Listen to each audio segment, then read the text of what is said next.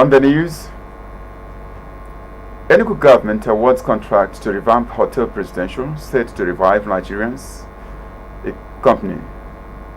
Nigeria urges US to repatriate more stolen funds. Dozens killed after dam burst in Kenya as weeks of heavy rain devastate region. A very good evening to you and thanks for joining us on the news.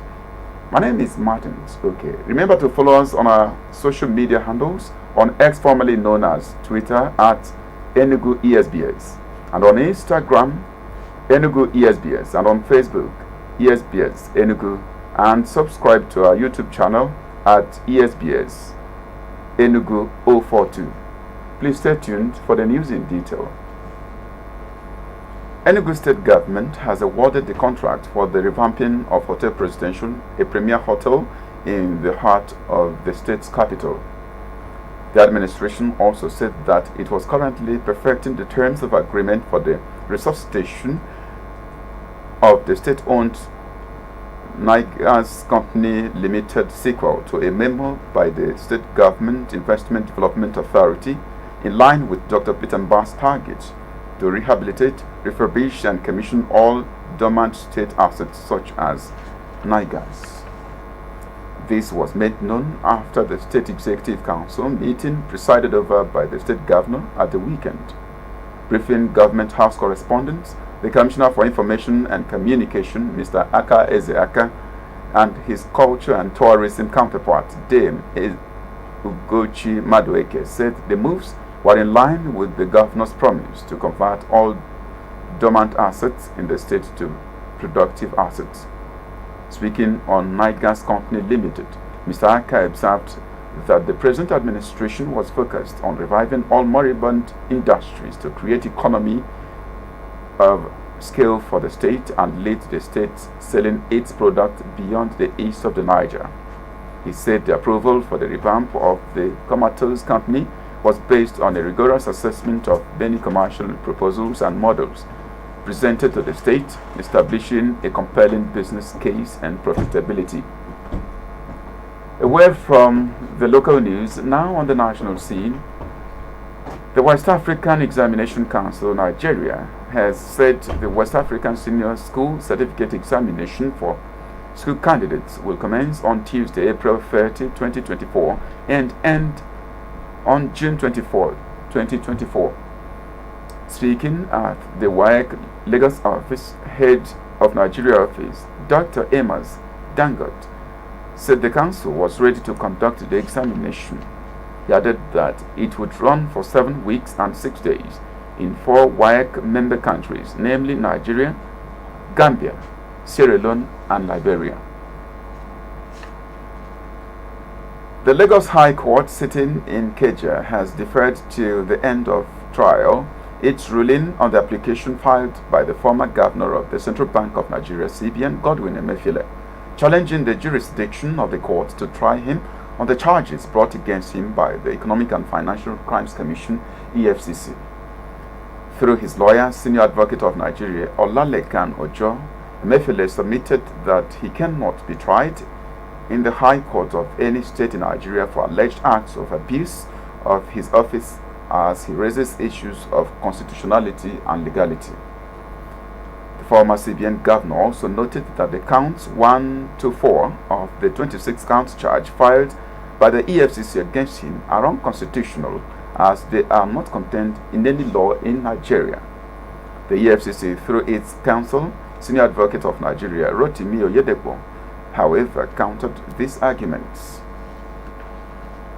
Now the news from Kano, where we have a report that the Judicial Commission of Inquiry set up by the Governor Abba Yusuf to probe his predecessor Abdullahi Ganduje today had its inaugural sitting.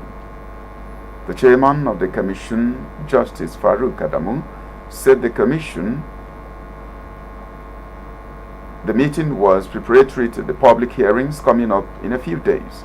The chairman said the commission will, among other terms, review the sale, disposal or allocation of all government-owned properties, institutional buildings including school buildings, government hospitals, praying grounds, historical and cultural sites and monuments, graveyards, and other open land and spaces within Kano urban area or other urban lands in other parts of the country belonging to Kano State from May 29, 2015 to May 29, 2023. This news broadcast is coming to you from the news service of Enugu State Broadcasting Service. Remember, you can follow us on our YouTube channel at ESBS Enugu 042 and on Facebook ESBS Enugu, on Instagram Enugu ESBS, and on X, formerly known as Twitter, Enugu ESBS. And when we are back, we bring you the detail of the news. Nigeria urges US to repatriate more illicit funds. For detail and more, please stay tuned.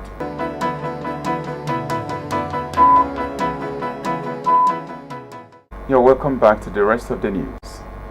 Remember, you can follow us on our social media handles on X, formerly known as Twitter, at Enugu ESBS, on Instagram Enugu ESBS, Facebook Enugu ESBS, and subscribe to our YouTube channel at ESBS Enugu 042. The federal government has appealed to the United States of America to repatriate more illicit funds transferred from Nigerian officials through its banking system. The Minister of Foreign Affairs, Yusuf Tuga, made the appeal in Abuja today at the 6th session of the Nigeria-US Binational Commission. Ambassador Tuga, represented by the Permanent Secretary, Minister of Foreign Affairs, Adamu Lamua, emphasized the need for increased support from the US, citing $308 million as insufficient compared to Nigeria's losses from illegal fund transfers over the years. Now on the foreign scene, elsewhere, at least 35 people have been killed and dozens missing after a dam burst in southern Kenya, sweeping away homes and vehicles as the country grapples with weeks of heavy rains and devastating flash floods. Governor Susan Kihika told newsmen that the death toll could rise significantly even as rescue teams are digging through the mud and debris trying to find survivors near Mai Mahiu in Kenya, Nakuru County. Government spokesman Isaac Mwaura said the incident comes as flooding has inundated large swaths of Kenya, killing at least 103 people and forcing thousands of residents from their homes since March. Now to Burkina Faso, where we have a report that Burkina Faso has suspended a swathe of international news organizations, some indefinitely, for airing accusations of an army massacre of civilians, with the communications regulator CSC adding more outlets over the weekend. Among those named are French newspaper Le Monde, British publication The Guardian, German broadcaster Deutsche Welle, and French broadcaster TV5 Monday. They were suspended for reporting on a Human Rights Watch HRW statement accusing soldiers of killing at least 223 people in revenge attacks on 2 villages on February 25. Now to Scotland, where we have a report that Scotland's First Minister Humza Yousaf today announced his resignation in the latest setback for the Scottish National Party (SNP) and its goal of achieving Scottish independence from the rest of the United Kingdom. Mr. Yousaf, who became the country's leader following Nicola Sturgeon's resignation last year, stepped down ahead of the vote of no confidence expected to play out later in the week. His downfall came directly as a result of his own decision to rip up a coalition deal with the Green Party following disagreements over emissions targets and the medical treatment of children with gender dysphoria. His departure ends a 13-month tenure as First Minister, which similarly began with SNP turmoil. And now sports news. In sports today, the Nigeria Football Federation has appointed former Super Eagles winger Finidi George as the new head coach of the nation's senior men's national team. The announcement came in a statement today, with the NFF board approving the recommendation of its Technical and Development Committee to hand over the reins to the 52-year-old former Ajax Amsterdam and Real Betis forward.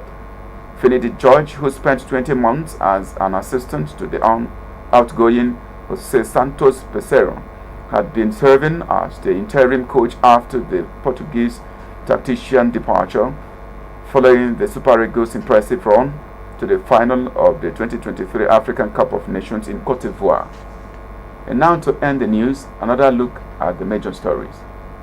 Already we brought you the report that Enugu state government has awarded a contract for the revamping of Hotel Presidential, a premier hotel in the heart of the state capital. We also brought you a report that the federal government has appealed to the United States of America to repatriate more illicit funds transferred from Nigeria's officials through its banking system. 35 people have been killed and dozens missing after a dam burst in southern Kenya, sweeping away homes and vehicles as the country grapples with weeks of heavy rains and devastating flash floods. That was the news as edited by Ogechukwez and the production team.